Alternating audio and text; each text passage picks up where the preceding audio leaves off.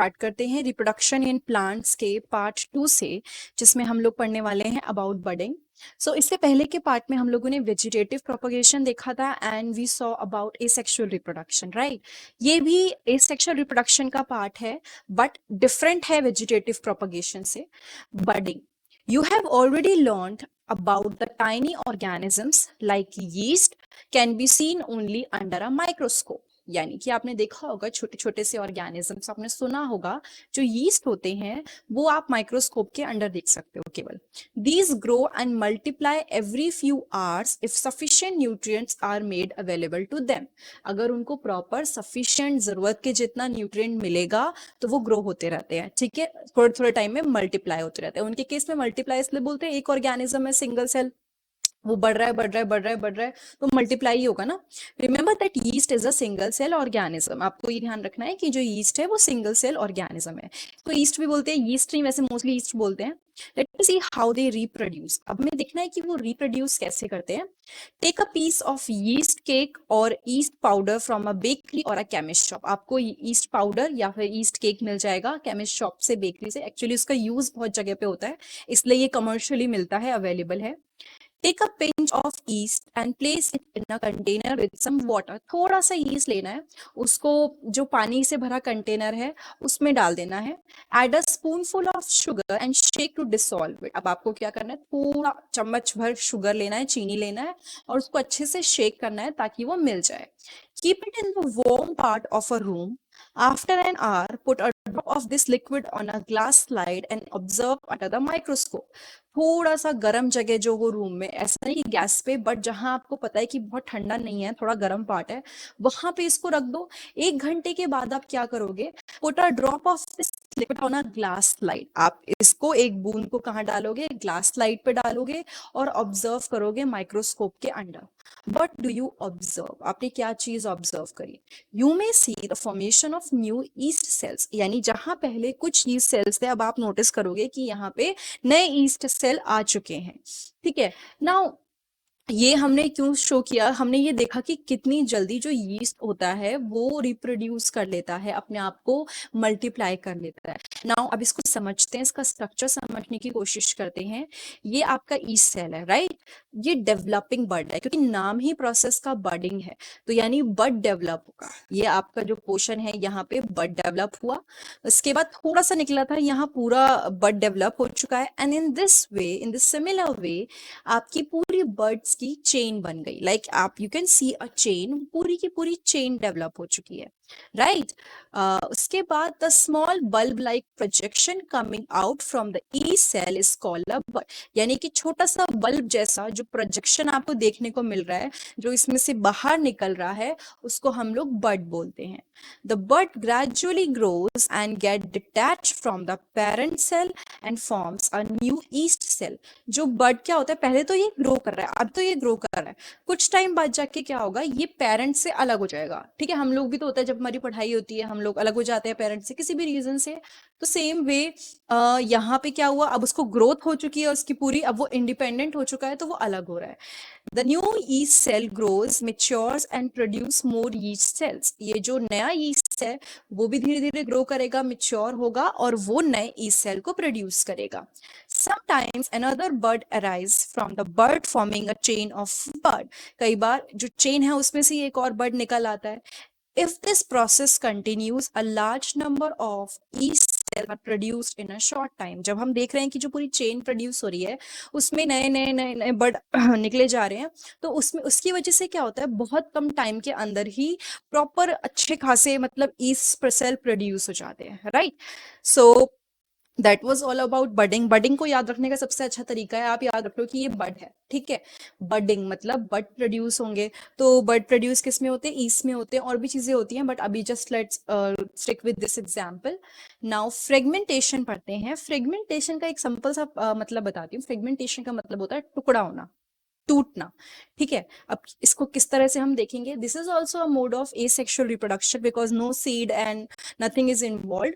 So you might have seen slimy green patches in ponds or in other stagnant water bodies।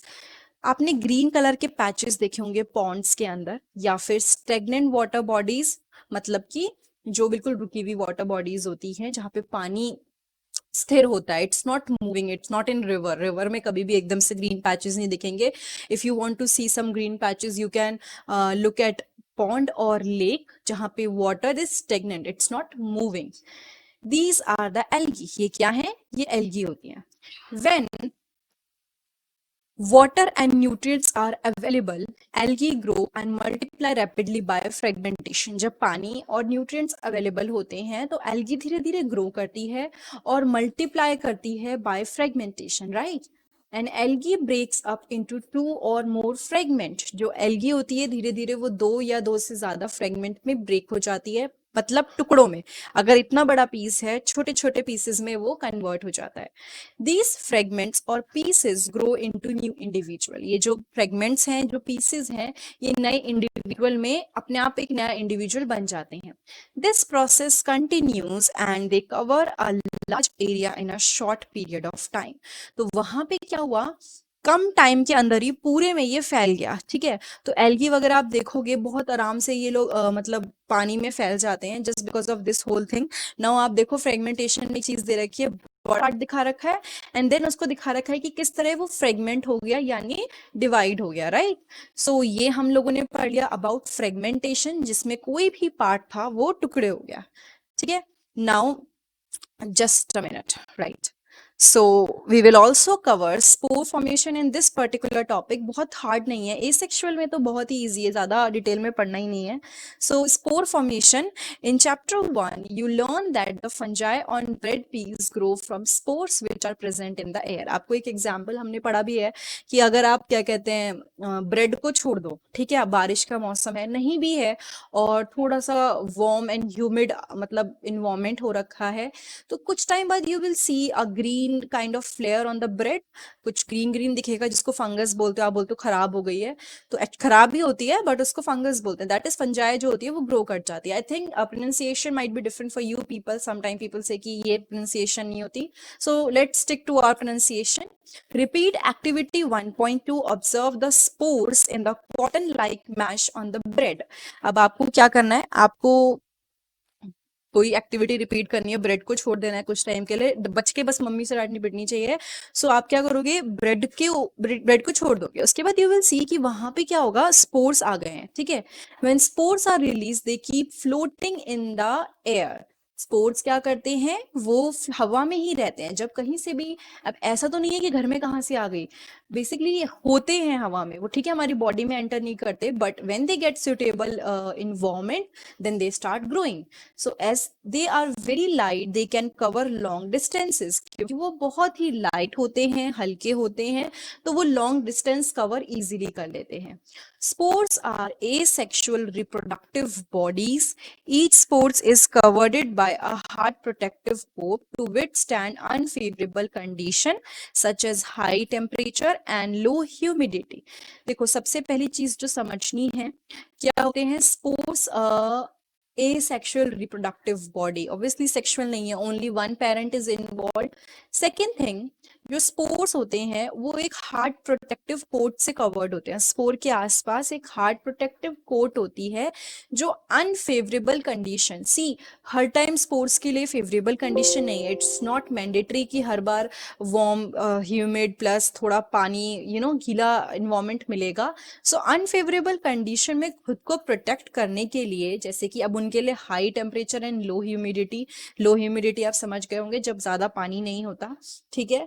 तो ऐसे case में उनको अपने आप को प्रोटेक्ट करना होता है and they have high hard protective coat, so they can survive for long time, ताकि वो लंबे टाइम के लिए सर्वाइव कर सके अंडर फेवरेबल कंडीशन। पर जब हम बात करते हैं फेवरेबल कंडीशंस की, जैसे ही उनको अच्छी कंडीशन मिली, स्पोर जर्मिनेट कर जाते हैं and they develop into a new individual. यानी स्पोर्स क्या करते हैं, ग्रो कर जाते हैं, जर्मिनेट कर जाते हैं और एक नया इंडिविजुअल बना लेते हैं।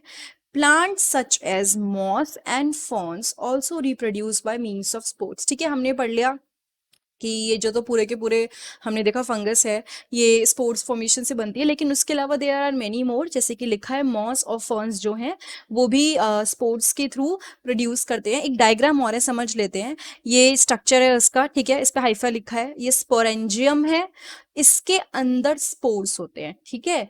तो ये जब स्पोरेंजियम बर्स्ट होता है, the spores come out and they get along with air और वट एवर दे गेट, उसके बाद जहां भी सुटेबल जगह इनको मिलती है सेटल डाउन हो जाते हैं।